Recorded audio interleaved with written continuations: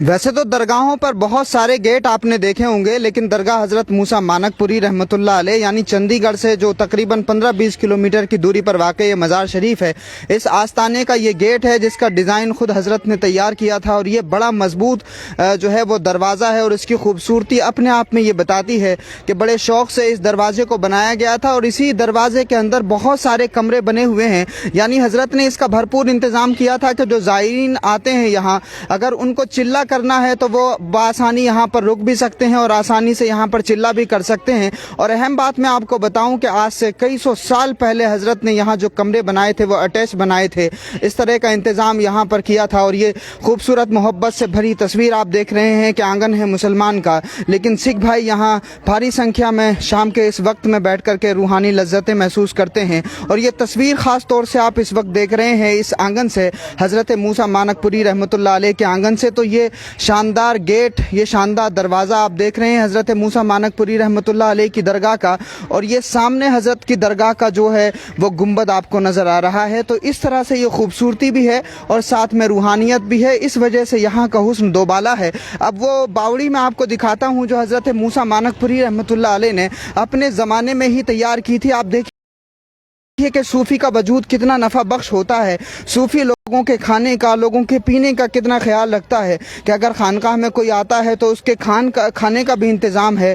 और अगर जिस शहर में सूफ़ी रहता है, जिस इलाके में सूफ़ी रहता है, वहाँ के लोग अगर पानी की समस्या से जूझ रहे हैं तो उस समस्या का समाधान करना भी सूफ़ी अपने ज़िम्मे लेता है और उसका भरपूर जो है ज़िम्मा लेते हुए उस काम को अंजाम देता है। और इसी तरह की बहुत सारी बावड़ियाँ हम आपको अलग अलग जगहों पर दिखा चुके हैं, जिस तरह से हज़रत निज़ामुद्दीन औलिया रहमतुल्लाह अलैह की दरगाह पर भी बावड़ी बनी है और अलग अलग दरगाहों पर। तो ये हज़रत मूसा मानकपुरी रहमतुल्लाह अलैह की दरगाह के बिल्कुल सामने ये बावड़ी है जो हज़रत ने ही बनाई थी। ये आप गेट देख सकते हैं हज़रत की दरगाह का, और फिर ये सामने ही हज़रत की दरगाह की ये बावड़ी है। आज के दौर में चूँकि टेक्नोलॉजी आ गई है तो शायद इसकी अहमियत का बहुत ज़्यादा आपको अंदाज़ा ना हो, लेकिन जिस ज़माने में पानी निकालने के लिए टेक्नोलॉजी एडवांस नहीं थी, उस ज़माने में इसकी अहमियत कितनी रही होगी इसका अंदाज़ा उसी वक्त के लोगों को हो सकता है। बाकी इसकी जो खुसूसियात हैं वो हमें डॉक्टर सैयद शादाब हुसैन रिजवी साहब बताएंगे। शादाब भाई, इसकी क्या इंपॉर्टेंस है? बिस्मिल्लाहिर्रहमानिर्रहीम वही नस्ताइन। देखिए, हज़रत हाफिज़ मूसा मानकपुरी ने अपने ज़माने में एक यूनिवर्सिटी की तरह इस खानका का क़याम किया था और यहाँ पर तालिब हक़ पूरी दुनिया से आया करते थे। और हज़रत की एक करामत भी थी कि जहाँ दुनिया का जिस इलाके का तालिब हक़ आपके खिदमत में आता था, आप उसी के ज़बान में उससे बात किया करते थे।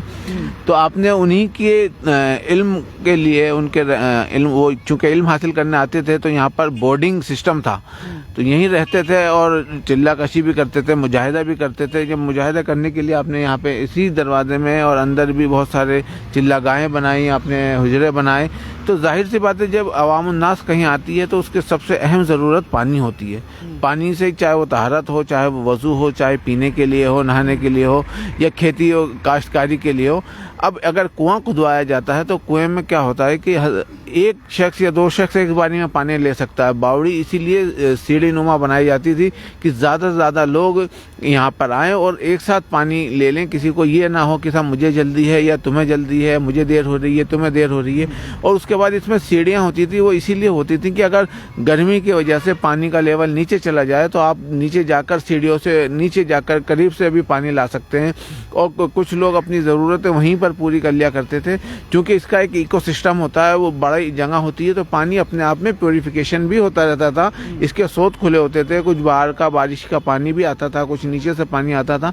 तो इसके बहुत सारे फ़ायदे। आज आपको ये हालत ऐसी दिख रही है, मगर गवर्नमेंट ऑफ इंडिया ने और दूसरे स्टेट्स की बहुत सारी गवर्नमेंट्स ने अपने जितने भी वेल्स हैं, बावड़ियां हैं, उनको रिस्टोरेशन का काम चालू कर रखा है।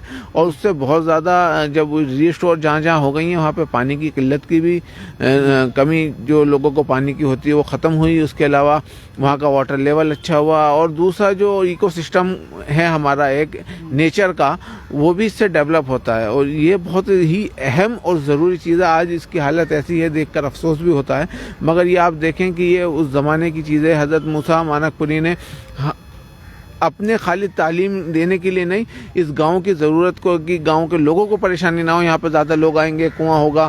آج ہی تو ہمارے یہاں سمرسیبل ہوتا ہے، ہینڈ پمپ ہوتا ہے، اس زمانے میں کچھ نہیں تھا، تو آپ نے باوڑی بنوائی تاکہ لوگ یہاں آئیں اور زیادہ سے زیادہ آرام سے رہ سکیں. اور یہاں کے گاؤں والوں کو، یہاں کے شہر والوں کو، اس زمانے میں شاید ہو سکتا ہے یہ راجدھانی کی طرح ہو، تو یہاں کے لوگوں کو، رہنے والوں کو کسی طریقے کی تکلیف نہ ہو، نہ حضرت کی ذات سے، نہ حضرت کے یہاں رہنے والوں کی ذات سے. تو اس چیز کا بھی صوفیاء اکرام بہت خیال کیا کرتے تھے کہ اپنی ذات سے کسی کو تکلیف نہ پہنچے. اور اسی بات کا خیال صوفیہ ہمیشہ کرتے تھے کہ ان کی ذات سے جتنا ہو سکے لوگوں کو فائدہ پہنچے.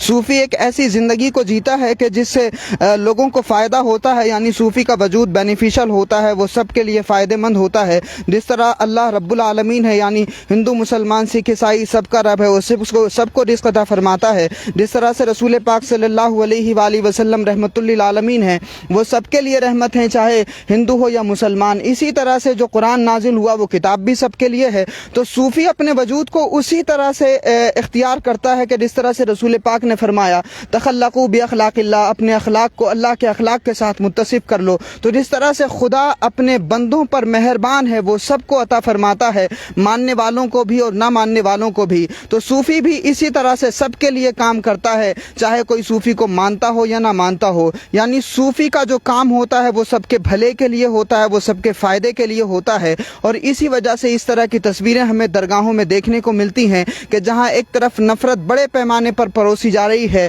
تو محبت کی یہ تصویریں بھی اسی ملک میں ہمیں دیکھنے کو ملتی ہیں کہ صوفیوں نے آج سے تقریباً 800-900 سال پہلے محبت کے وہ شاندار چراغ روشن کیے ہیں کہ اس کی روشنی آج تک ہمارے دلوں میں زندہ ہے. اور اسی روشنی کو مزید آگے بڑھانے کی ضرورت ہے، اور یہی تصویر آپ کو سمجھانے کی ضرورت ہے کہ جو دوسروں کو فائدہ پہنچاتا ہے وہ کبھی نہیں مرتا، دوسروں کو نفع پہنچانے والا ہمیشہ زندہ رہتا ہے. اپنے گھر سے لے کر سماج تک اور سماج سے لے کر دیش تک اس طرح کے کام کریں جیسے کام ہمارے صوفیوں نے کیے. اور صوفیوں کے کاموں کی وجہ سے چاہے سرکاریں ہوں یا پھر عام جن مانس ہو، مسلم ہو یا غیر مسلم ہو، سب اسی وجہ سے صوفیوں سے محبت کرتے ہیں، کیونکہ صوفی کا وجود سب کے لیے فائدہ مند ہوتا ہے. بہت شکریہ ہمارے ساتھ جڑنے کے لیے. السلام علیکم ورحمۃ اللہ.